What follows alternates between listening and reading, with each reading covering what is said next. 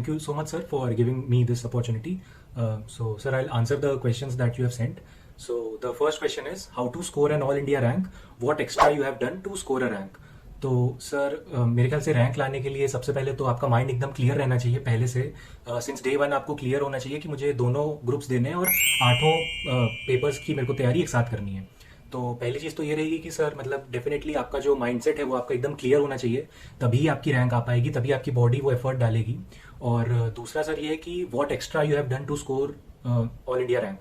तो सर मेरे ख्याल से जो एक्स्ट्रा मैंने किया वो ये रहा होगा कि मैंने जो आईसीएसआई के मॉड्यूल्स थे वो मैंने एक्सटेंसिवली रेफर किए थे, क्योंकि मेरे ख्याल से कई सारे बच्चे प्रिपरेशन करते हैं और जो मेरे ख्याल से जो मैंने एक्स्ट्रा किया था वो यही था कि मैंने जो आईसीएसआई के मॉड्यूल्स थे उनको मैंने रेफर किया था specially for the theory subjects वो सर। और दूसरा ये कि जो प्रीवियस ईयर पेपर्स थे वो भी मैंने काफ़ी एक्सटेंसिवली रेफर किए थे और लास्ट एट अटेम्प्ट्स के मैंने सारे पेपर्स के सारे क्वेश्चंस एटलीस्ट एक बार रीड किए थे और जो थ्योरी वाले थे उनको तो कई बार मैंने लिख के राइटिंग प्रैक्टिस भी करी थी। तो कंक्लूजन में ये रहेगा सर कि मतलब एक्स्ट्रा आपको मॉड्यूल्स रेफर करने हैं थ्योरी सब्जेक्ट्स के लिए और जो आपके जो राइटिंग प्रैक्टिस है वो आपको करनी है और जो प्रीवियस ईयर पेपर्स हैं उनको आपको मिस नहीं करना। और डेफिनेटली जो मैंने बताया कि माइंड आपका क्लियर रहना चाहिए वो डे वन से आपका होना चाहिए। और फिर second question is how many hours you studied on a daily basis. तो सर मेरा एज यू नो कि सबसे बड़ा जो इशू वो यही था कि मैं कॉलेज के साथ साथ अपनी जो प्रिपरेशन है उसको मैं कैसे मैनेज करूं। तो मेरा डेली का टारगेट होता था 6 आवर्स और मेरी 9 AM से 4 PM तक क्लासेस चलती थी BLLB की, लॉ की। तो सर उसके बाद का मेरा टारगेट रहता था कि मैं डेली के 6 आवर्स डिवोट कर पाऊँ, क्योंकि मेरा ये था कि कॉलेज चलता था इसलिए 6 आवर्स ही मैं दे पा रहा था, क्योंकि फिर उसके बाद मुझे अगले दिन का भी देखना होता था, कई बार रात में 1 बज जाता था। तो जो बच्चे फुल टाइम CS की प्रिपरेशन कर रहे हैं तो उनको तो डेफिनेटली 6 आवर्स से ज़्यादा ही टाइम डालना चाहिए, for example 8 to 10 hours daily, तभी वो कंफर्टेबली अपना सिलेबस एक अच्छे टाइम में कंप्लीट कर पाएंगे। Now third question is how many subjects you prepared in a day. तो सर एक दिन में मैंने 4 किए थे एक दिन में प्रिपेयर, और मैं ऐसे करता था कि कुछ थ्योरी और कुछ प्रैक्टिकल्स ऐसे मिक्स करके चलता था। कभी ऐसे नहीं करता था कि आज सिर्फ थ्योरी पढ़ूंगा आज सिर्फ प्रैक्टिकल्स। हमेशा ऐसा रहता था कि मैं 3 थ्योरी या 1 प्रैक्टिकल करूंगा एक दिन में, या फिर 2 थ्योरी 2 प्रैक्टिकल ऐसे करके मिक्स। तो आप पहले 4 सब्जेक्ट्स करने की कोशिश करिए, अगर वो आपको ज़्यादा लगता है तो you can switch to 2 subjects a day, और फिर आप 1 थ्योरी और 1 प्रैक्टिकल का कॉम्बिनेशन करके आप डेली पढ़ सकते हैं। Next question is how many revisions you did for the exams. तो सर रिवीजन मेरे ख्याल से अगर आप बोथ ग्रुप्स दे रहे हैं तो आपका रिवीजन 4 टाइम्स हो जाना चाहिए, मतलब सिलेबस कंप्लीट होने के बाद आपका 4 बार रिवीजन हो जाना चाहिए। और अगर आप मतलब सिंगल ग्रुप दे रहे हैं तो एडवांटेज ये रहता है कि आपका पेपर के पहले आपको 1 दिन का गैप मिल जाता है, तो वहाँ पे आप थोड़ा सा मतलब एफर्ट और डाल सकते हैं। लेकिन अगर आपके बोथ ग्रुप्स हैं तो आपके पास कोई चॉइस नहीं है, आपको एग्जाम होने के कम से कम 10 दिन पहले तक अपने हर सब्जेक्ट के 4 रिविजन्स हो जाने चाहिए आपके, तभी आप जो आपका जो एग्जाम होगा, क्योंकि वो बैक टू बैक होगा एज यू नो। अगर आप बोथ ग्रुप्स दे रहे हैं तो आप सुबह पेपर देंगे, फिर आएंगे, फिर कुछ घंटे बाद अगले दिन सुबह फिर से आपको पेपर देना है, बीच में एक संडे का आपको सिर्फ गैप मिलेगा। तो डेफिनेटली आपको कम से कम 4 बार रिविजन्स तो मतलब करने ही पड़ेंगे। फिर है how many months you prepared. तो मेरा एक्चुअली रिजल्ट आया था अक्टूबर 2021 में, और मैंने नवंबर में अपनी CS एग्जीक्यूटिव की तैयारी शुरू कर दी थी, और दिसंबर 2022 में मैंने अटेम्प्ट दिया। तो मतलब 1 साल के अराउंड मैंने प्रिपरेशन करी थी, क्योंकि मेरे बीच में कॉलेज के एग्जाम्स भी पड़ गए थे, तो उस 1 महीना मैंने नहीं पढ़ा था CS का। तो हाँ मतलब यू कैन से कि मैंने 1 साल पूरा CS को दिया था अपना बोथ ग्रुप्स के लिए। फिर है how to handle both groups, how to manage the pressure. Definitely sir pressure बहुत ज़्यादा हो जाता है, कभी कभार तो ऐसा लगता है कि हम लोग 8 ग्रुप्स एक साथ लेके चल रहे हैं। यहाँ से हम कंपनी लॉ पढ़ रहे हैं, वहाँ से सिक्योरिटीज़ लॉ ऊपर से निकलता जा रहा है, और हम लोग यहाँ FSM पढ़ रहे हैं, वहाँ SBEC कह रहा है कि यार मतलब मैं जा रहा हूँ। तो डेफिनेटली ऐसा होता है कि प्रेशर बहुत होता है, आप चीज़ें भूलने लगते हैं। तो मतलब बोथ ग्रुप्स की स्ट्रैटेजी यही रहेगी कि मतलब आप हर सब्जेक्ट के साथ टच में रहिए, क्योंकि कई बार बच्चे क्या करते हैं कि जैसे उनको कंपनी लॉ अच्छा लग रहा है तो वो 8 या मतलब 5 या 8 दिन तक सिर्फ कंपनी लॉ ही पढ़ते हैं, तो फिर क्या होता है कि जो बाकी के आपके सब्जेक्ट्स थे वो आपके मतलब ब्रेन से निकलने लगते हैं। तो मतलब प्रेशर तो मेरे ख्याल से हैंडल करना वो एक डिफरेंट चीज़ होगी, लेकिन बोथ ग्रुप्स अगर आप दे रहे हैं तो डेफिनेटली कोशिश करिए कि आप सारे जो सब्जेक्ट्स हैं आपके उनके आप टच में रहें। तो ये रहेगा सर।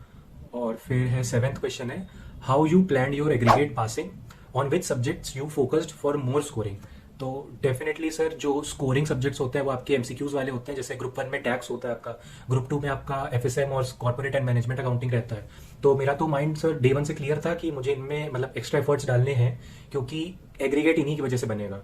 और ये भी और सर ये भी रहता है कि जैसे जो एमसीक्यूज वाले पेपर हैं उनमें आपका ये फिक्स रहता है कि अगर आपने सही किया तो आपको 1 मार्क मिलेगा, और अगर आपने नहीं किया तो आपको मार्क्स नहीं मिलेंगे। लेकिन थ्योरी पेपर्स में ये रहता है कि अगर आपने अच्छा लिखा, आपको लग रहा है आपने अच्छा लिखा, लेकिन क्या पता जो एग्जामिनर है उसने वो वाले कीवर्ड्स, उसको वो कीवर्ड्स नहीं मिले, तो आपको वाले जो मार्क्स हैं वो नहीं मिलेंगे उसमें। तो मतलब आपको लगेगा कि आपका पेपर बहुत अच्छा गया, लेकिन जब रिजल्ट आएगा तो आपको लगेगा कि यार इसमें कम क्यों हो गए। तो ये चीज़ एमसीक्यूज पेपर में नहीं होती। तो उसमें मतलब डायरेक्टली आप जितने ज़्यादा कॉन्सेप्ट्स पढ़ के जाएंगे, जितने ज़्यादा एमसीक्यूज अटेम्प्ट करेंगे, उतने ज़्यादा आप स्कोर ला सकते हैं।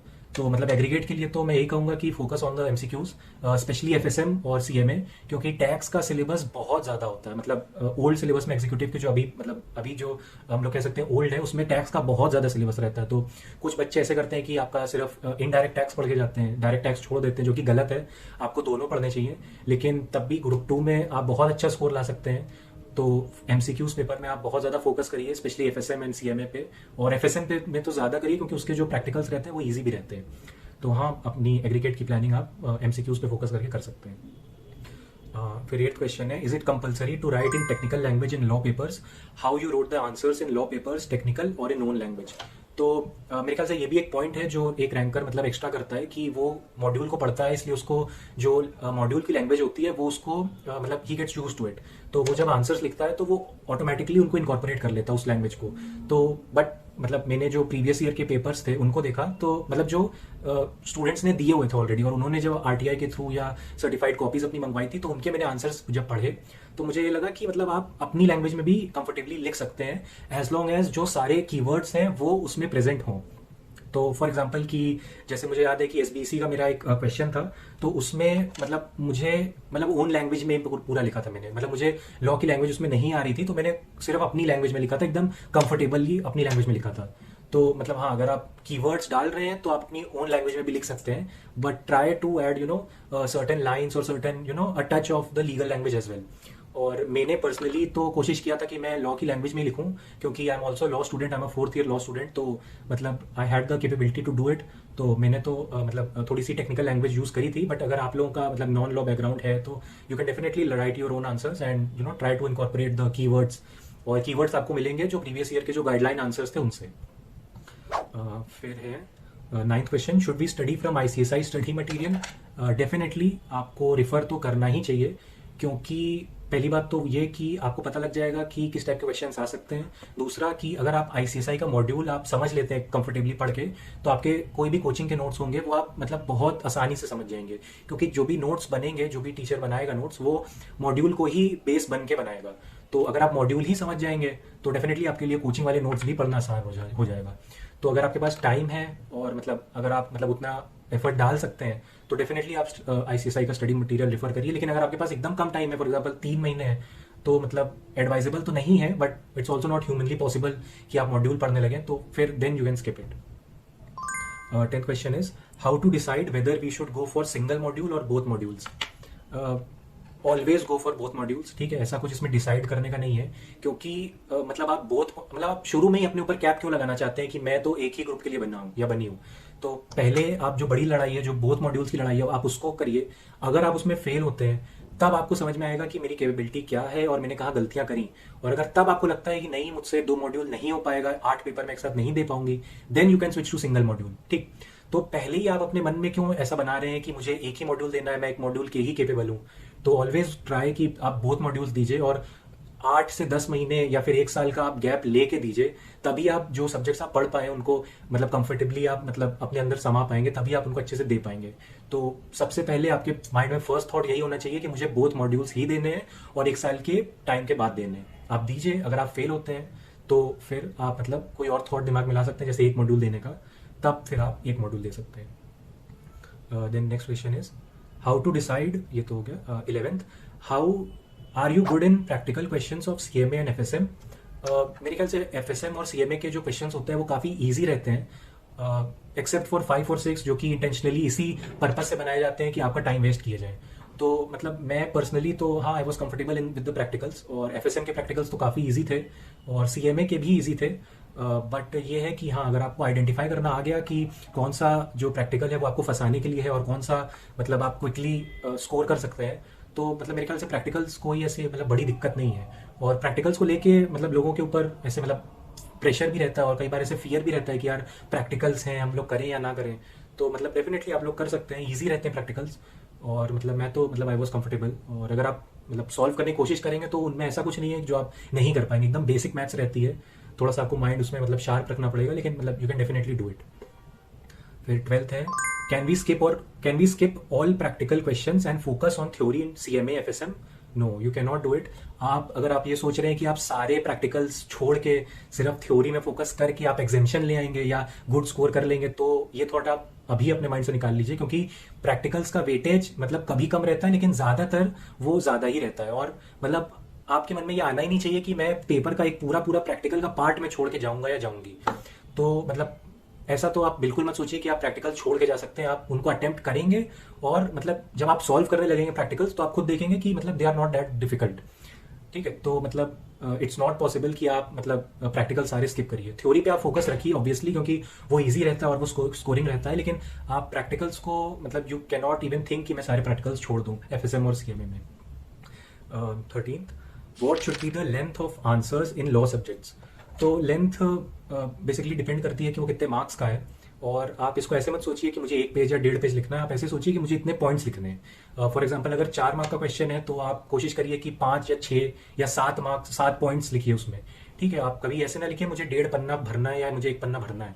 ठीक है, तो जितने मार्क्स का क्वेश्चन है, अगर 8 मार्क का क्वेश्चन है तो ट्राई करिए कि आप 12 पॉइंट्स लिखिए। ठीक है, तो पॉइंट्स के हिसाब से और ऐसे मतलब पैराग्राफ वाइज में अगर लिखेंगे तो मेरे ख्याल से मतलब आपकी लेंथ अपने आप मतलब जो कंफर्टेबल लेंथ चाहिए एग्जामिनर को वो आपकी ऑटोमेटिकली पहुंच जाएगी। अगर आप माइंड में पहले से बना लेंगे कि मुझे इतने इतने फॉर एग्जांपल मुझे 1.5 पन्ना लिखना है, तो फिर ऐसा भी हो सकता है कि आपका कंटेंट कम पड़ जाएगा लेकिन फिर आप रिपीट करने लगेंगे।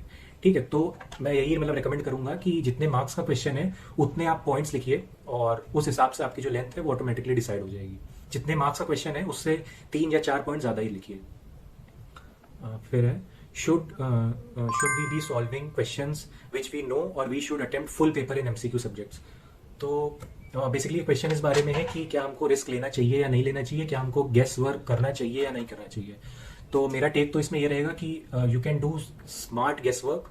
ठीक है, अगर आप क्वेश्चंस को एलिमिनेट मतलब जो ऑप्शंस दिए अगर आप उनको एलिमिनेट कर पा रहे हैं, तो फॉर एग्जांपल अगर 4 क्वेश्चंस हैं, अगर आप 2 को एलिमिनेट कर पा रहे हैं then you can take a guess. But अगर आपको एकदम ब्लैंक है आपकी इन चारों में से क्या है, हमने तो क्वेश्चन ही नहीं समझ में आया, हमको ये नहीं मालूम कि मतलब क्वेश्चंस में से जो ऑप्शंस है उनमें कौन सा कहाँ फिट बैठेगा, तो फिर आप उसको अटेम्प्ट मत करिए, क्योंकि एज यू ऑल नो कि इसमें नेगेटिव मार्किंग रहती है। तो आप वो 1 मार्क तो अपना खोएंगे ही, प्लस आप 0.25 और खो जाएंगे। तो अंटिल अनलेस आप 1 या 2 ऑप्शंस एलिमिनेट नहीं कर पा रहे हैं, जो रॉन्ग ऑप्शंस उनको एलिमिनेट नहीं कर पा रहे हैं, तो आप उस क्वेश्चन को अटेम्प्ट मत करिए। It's better to be safe. और जो आपके हाथ में जो मार्क्स है उनको आप बचा के रखिए, उनको आप मतलब ऐसे ही वेस्ट ना करिए। और गेस वर्क मेरे ख्याल से 5 to 6 क्वेश्चंस में ही आप करिए, उससे ज़्यादा गेस वर्क ना करिए। मैंने तो उससे भी कम किया था, मैंने तो बहुत ज़्यादा जितना मतलब एक्यूरेसी मैंने पहले से सोची थी कि मैं अपनी हाई रखूंगा, और मतलब मैंने पर्सनली गेस वर्क नहीं किया था। अगर आप चाहें तो ऑप्शंस एलिमिनेट करके आप स्मार्ट गेस वर्क आप कर सकते हैं, वो भी 5 या 6 क्वेश्चंस के लिए, उससे ज़्यादा नहीं। फिर है, any tips and suggestions for those who are going to appear for June 2023 exams? तो यार एकदम पास में एग्जाम्स, ठीक है, मेरे ख्याल से 3 महीने से भी कम बचा है। तो मतलब डेफिनेटली अब मुझे ये नहीं मालूम कि आप कौन सी स्टेज पे हैं, मतलब कौन से कितना आपका सिलेबस हो गया है और आप बोथ ग्रुप्स दे रहे हैं या नहीं। तो मैं ये मान के चलूंगा कि आप बोथ ग्रुप्स दे रहे हैं और मतलब आपका सिलेबस 80% हो गया है, 70 to 80% हो गया है। तो मतलब with this assumption I will say कि आप अपने मॉड्यूल्स को रेफर करना शुरू कर दीजिए। 2023 का अगर आपका एग्जाम है तो आप डेफिनेटली अपने मॉड्यूल्स देखिए और उसके जो पीछे क्वेश्चंस आते हैं उनको देखिए, मॉड्यूल्स की जो लैंग्वेज है उसके साथ थोड़ा कंफर्टेबल होइए और अपने जो रिविजन्स हैं वो आप स्टार्ट कर दीजिए। और मतलब अगर आपके पास टाइम कम है तो डोंट वेट कि अगर आपका सिलेबस पूरा कंप्लीट होगा तब मैं रिवाइज करूंगा या करूंगी। तो मतलब आप अब रिविजन पे भी थोड़ा थोड़ा अब आप आ जाइए, क्योंकि मतलब अगर आप सोच रहे हैं कि 8 में कंप्लीट करके फिर रिवीजन करूं, तो वो अगर आपसे नहीं हो पा रहा है तो फिर आप अभी से अपना रिवीजन शुरू कर दीजिए। और जिन सब्जेक्ट्स में आप ऑलरेडी थोड़ी कमांड है आपकी, तो उनका आप रिवीजन अभी से शुरू कर दीजिए ताकि एंड में आपके ऊपर मतलब उतना प्रेशर ना रहे। तो मतलब यही मेरे टिप्स रहेंगे। तो that's all. Thank you so much sir, thank you so much Amit sir. और आपकी जो बुक्स थी, आपकी जो टीचिंग्स थी, आपकी जो वीडियोस थी, स्पेशली जो प्रैक्टिकल्स की वीडियोस थी, उन्होंने मुझे बहुत हेल्प किया। और कोई भी कॉन्सेप्ट होता था, मैं पहले जो रेगुलर क्लास होती थी उसको देखता था, फिर उसके जो एमसीक्यूज होते थे वो सॉल्व करता था, और फिर पेपर के पहले जो आपकी जो फ्री ऑफ कॉस्ट वीडियोस होती थी, जो प्रैक्टिकल एमसीक्यूज वाली थी, जिसमें आप प्रीवियस ईयर पेपर्स के साथ और भी एमसीक्यूज करवाते थे, तो मैं क्या करता था कि एक टॉपिक उठाया, जैसे मान लीजिए वर्किंग कैपिटल, तो उसको, उसकी थ्योरी नहीं पढ़ी, उसकी सिर्फ प्रैक्टिकल्स मैंने पढ़े, जो आपने जो प्रैक्टिकल्स आप सॉल्व करवाते थे उसकी मैंने वीडियोस देखी। तो वो प्रैक्टिकल सॉल्व करते करते ही जो थ्योरी थी वो ऑटोमेटिकली रिवाइज होने लग जाती थी, और प्लस जो प्रैक्टिकल्स होते थे वो भी मेरे रिवाइज हो जाते थे। तो मतलब डेफिनेटली आपके जो वीडियोस थी उन्होंने बहुत हेल्प किया। और जो आपकी जो पॉकेट रिवीजन बुक थी वो तो सर मतलब इट्स फिनोमिनल, क्योंकि मेरे पास अगर 15 मिनट या 20 मिनट का भी टाइम होता था, या मैं ट्रैवल कर रहा होता था, तो मैं उसको निकाल लेता था और मेरे कंफर्टेबली 2 या 3 या 4 मेरे जो चैप्टर्स थे वो आराम से रिवाइज हो जाते थे। तो जो रिवीजन का जो टेंशन रहती थी वो आपके सब्जेक्ट्स में तो बिल्कुल नहीं रही थी, क्योंकि मल्टीपल टाइम्स रिवीजन आपकी बुक्स की वजह से मतलब मैंने कर लिए थे। तो thank you so much sir, आपका पूरा मेरे पूरा गाइडेंस रहा। तो thank you so much sir, and it was definitely possible. आपका बहुत बड़ा कंट्रीब्यूशन रहा इसमें। तो thank you so much sir, and all the best to everyone who is going to appear for the upcoming exams, and या सी you on the professionals. Thank you.